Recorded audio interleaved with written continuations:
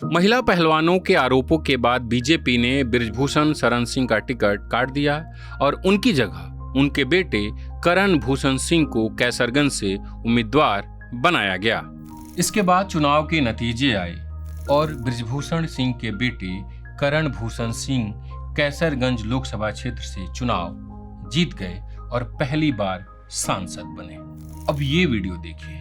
यह 13 मई 2025 को रिकॉर्ड किया गया है। लुटियन दिल्ली में स्थित 21 अशोका रोड के इस बंगले में बृजभूषण सिंह का नाम सांसद के रूप में दर्ज है ना हैरानी की बात। लेकिन और हैरानी की बात तो आगे है। 6 बार लोकसभा सांसद रह चुके बृजभूषण शरण सिंह साल 2019 से 2024 तक इसी बंगले में रहे हैं। लोकसभा के नियमों के मुताबिक लोकसभा के सदस्य या उनके परिवार अपने कार्यकाल की समाप्ति या त्यागपत्र, हटाने, अयोग्यता अथवा अन्यथा लोकसभा की सदस्यता समाप्त होने के पश्चात अधिकतम 1 माह की अवधि के लिए आवास रख सकते हैं। आपने राहुल गांधी के मामले में देखा होगा। 23 मार्च 2023 को मोदी उपनाम पर सूरत कोर्ट द्वारा सजा सुनाए जाने के बाद उनकी लोकसभा की सदस्यता खत्म कर दी गई। उसके बाद उन्हें 1 महीने का समय घर खाली करने के लिए दिया गया।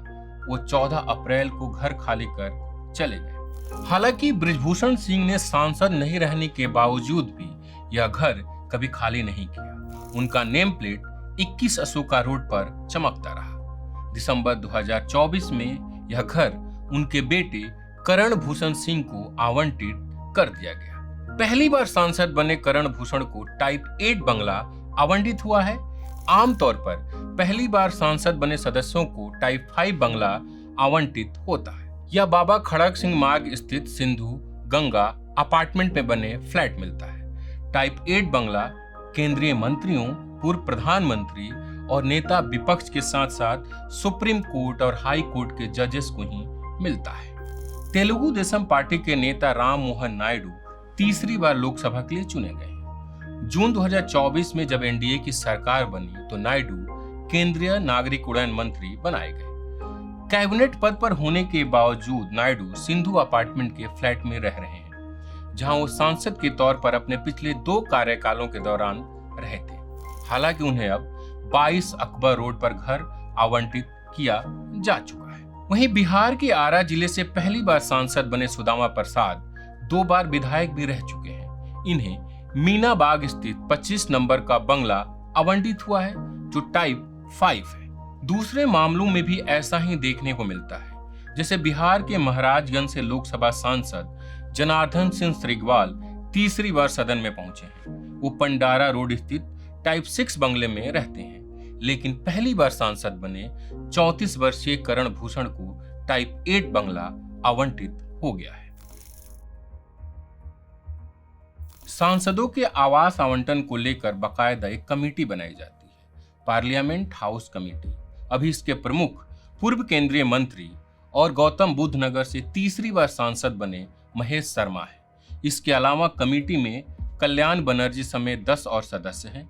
महेश शर्मा जो इस कमेटी के प्रमुख हैं, वो खुद टाइप 6 के बंगले में रहते हैं। लोकसभा सचिवालय द्वारा मई 2024 में 18वीं लोकसभा को लेकर जारी एकोमोडेशन सर्कुलर के मुताबिक आवास एवं टेलीफोन सुविधाएं संसद सदस्य नियम 1956 संशोधित के प्रावधानों के अनुसार सदस्य को हॉस्टल, फ्लैट प्रकार का आवास बिना लाइसेंस शुल्क के आवंटित किया जाता है। सदन समिति द्वारा निर्धारित मानदंडों के अनुसार बंगले आवंटित किए गए पात्र सदस्यों को सामान्य दर पर लाइसेंस शुल्क का भुगतान करना होगा।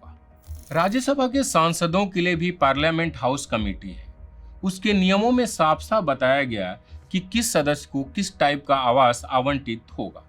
वहीं लोकसभा कमेटी ने ऐसी कोई जानकारी सार्वजनिक तौर पर उपलब्ध नहीं कराई है। लोकसभा सचिवालय के संयुक्त सचिव धीरज कुमार से जब हमने इस नियम को लेकर पूछा तो कहते हैं कि इसे सार्वजनिक नहीं किया जाता है।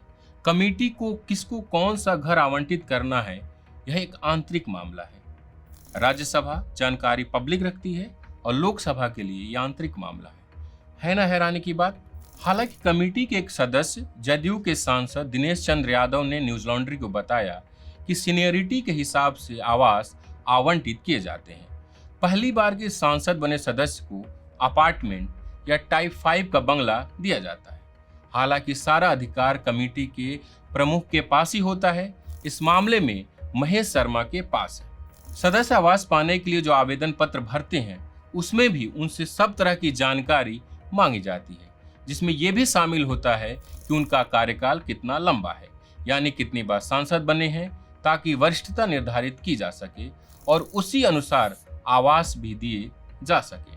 तो सवाल उठता है कि पहली बार सांसद बने करण भूषण सिंह को टाइप 8 का आवास कैसे आवंटित हो गया।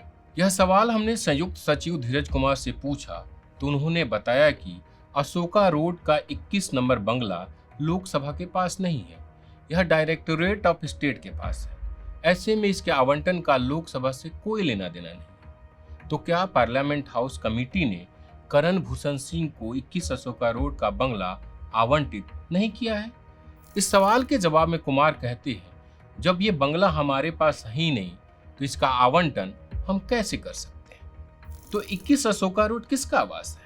दरअसल यह शहरी विकास मंत्रालय के अंतर्गत आने वाले संस्थान डायरेक्टोरेट ऑफ स्टेट की संपत्ति है।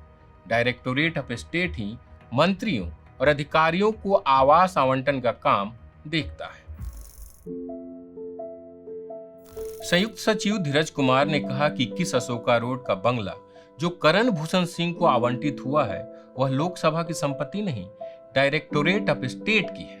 डायरेक्टोरेट ऑफ स्टेट में LOMP विभाग है जो आवास आवंटन से जुड़ी जानकारी रखता है। इस दफ्तर से जब हमने संपर्क किया तो बताया गया कि यह आवास हमारे हिस्से में तो आता है, लेकिन हमने यह पार्लियामेंट हाउस कमेटी को सौंपा हुआ है। तो आपने इसे कब सौंपा? इस पर अधिकारी कहते हैं तारीख तो याद नहीं, लेकिन वह हमारे पास नहीं है, हमने लोकसभा को दे दिया है। अगर डायरेक्टोरेट ऑफ स्टेट ने यह आवास आवंटित किया है तो यह केंद्रीय शहरी विकास मंत्रालय के मंत्री के कहने पर ही हुआ होगा। न्यूज लॉन्ड्री के पास मौजूद ऑफिस मेमोरेंडम के मुताबिक टाइप 7 और टाइप 8 मकानों के आवंटन के मामले के संबंध में अब सक्षम प्राधिकरण की स्वीकृति से यह निर्णय लिया गया कि इन प्रकार के मकानों का आवंटन शहरी विकास मंत्री द्वारा किया जाएगा। यह आवंटन पद की कार्यात्मक आवश्यकता, पद की गंभीरता, संवेदनशीलता, पात्र उच्च पदस्थ अधिकारियों को मकान की तत्काल आवश्यकता आदि को ध्यान में रखते हुए किया जाएगा।